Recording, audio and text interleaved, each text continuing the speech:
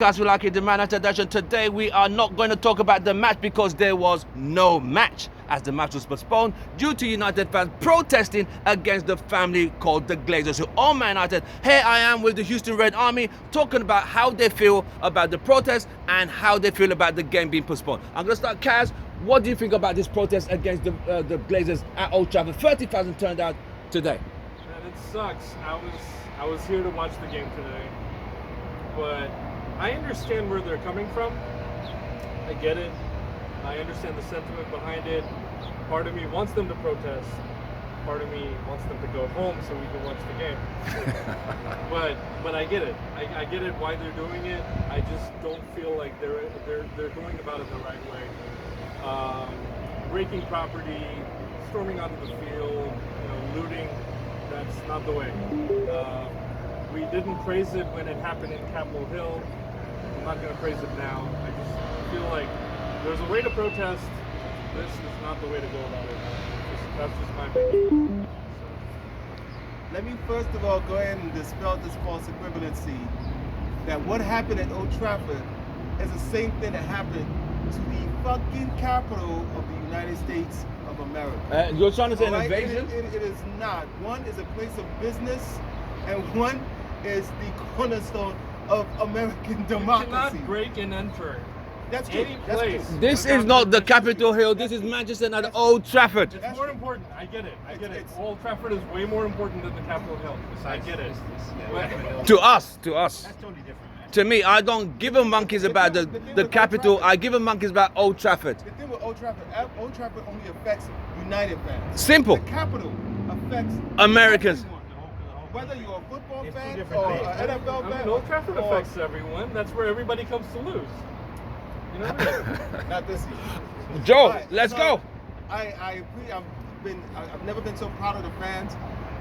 Yes, it sucked that we didn't get a chance to win the game today. I feel like City wasn't gonna. I guess I can say that now because we're not gonna play. I felt like City wasn't gonna win the league today because I think we might have been able to pull it off against Liverpool.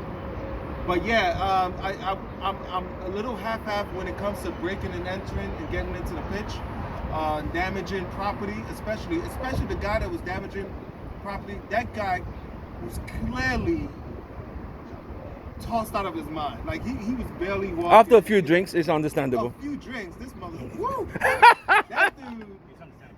It's understandable. So. But it's not. It can never be acceptable to walk into a place. I don't care who you hate. You hate the owner. Yeah. You hate the people running the place. It's never acceptable to I go don't accept. act that way. I mean, hooliganism has always been a problem in the English game. This is not it. There's been years of like trying to build out of that to build a better environment, and this is not it. This is not it. You break and enter.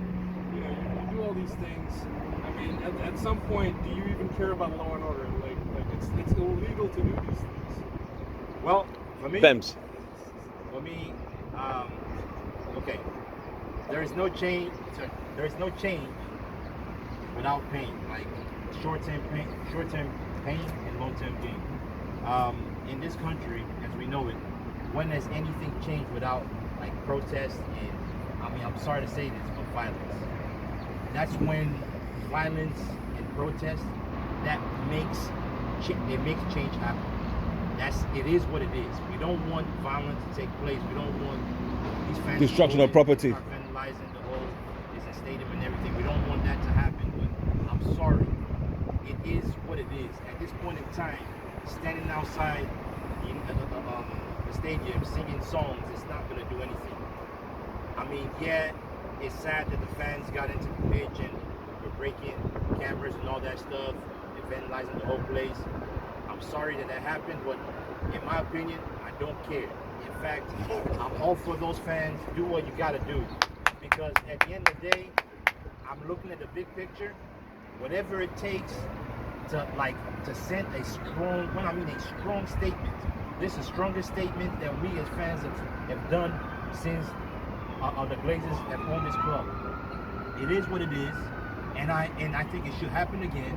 Keep happening. As far as no one gets killed and gets hurt, do whatever you got to do. We got to get these Glazers, these owners out my clubs. So I really don't care. I'm all for it.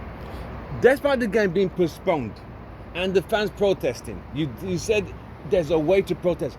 What kind of way would you recommend the fans who have already been poked so many times apart on top of the ESL? They try to screw the fans about. How should they have protested, in your opinion? I mean, in today's world, the only way you can really protest is by boycotting something. A good point. If you want to boycott Manchester United, then by all means, that's within your rights to boycott Manchester United. If you don't agree with something that the club is doing, stop watching their games, stop buying their merchandise, stop paying money for season tickets, whatever. Subscriptions. Do what you got to do, right? Boycott them. Don't get violent and then go destroy property that doesn't belong to you. But at the same time, you think they're not going to be ready for this next week. You can't do this week after week after week. It's a one and done deal, and that's it.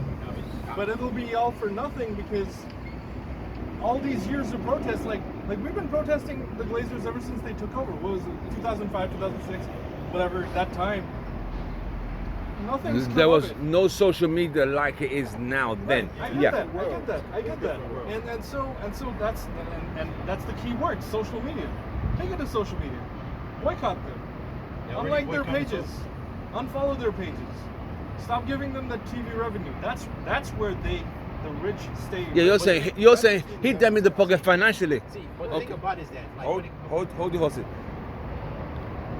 What style of protest would you recommend the United fans should do that wasn't done today or should do in the next protest? Yeah, I also like the boycott idea, but that can only go so far. You got to understand, ticket revenue. It's not how this team makes their money anymore. This team makes their money with TV, which it's merchandise. if every Manchester United fan stopped watching it right now, it won't matter because other people are going to subscribe to watch their teams. Yes. We would have to get Arsenal fans to stop subscribing. Chelsea, Tottenham, Liverpool, City, Newcastle, Aston Villa, everybody in the entire Prem would have to do it in order for it to affect the contracts that they have with Sky or BT or NBCSN. Contracts are all Like, together. that's so much. It's not just. If you stop merch sales altogether, all alone, that takes a huge hit. It's big. Like you think about all the years that we missed out on Champions League in the last couple of years. You think about us not winning the league, obviously. That's a huge blow to like revenue. But Manchester United still comes in top 3 every single year on the Forbes list because they're such a huge brand. Agreed. And that's why the owners are taking advantage of that. The fans want success, not being you see, United are successful on the financial table, list, on the Forbes list, but on the field they are nowhere there. The fans care about the Forbes list. The fans care about the football content and the table, European and English league tables. You said about merchandise Speak up. sales, right?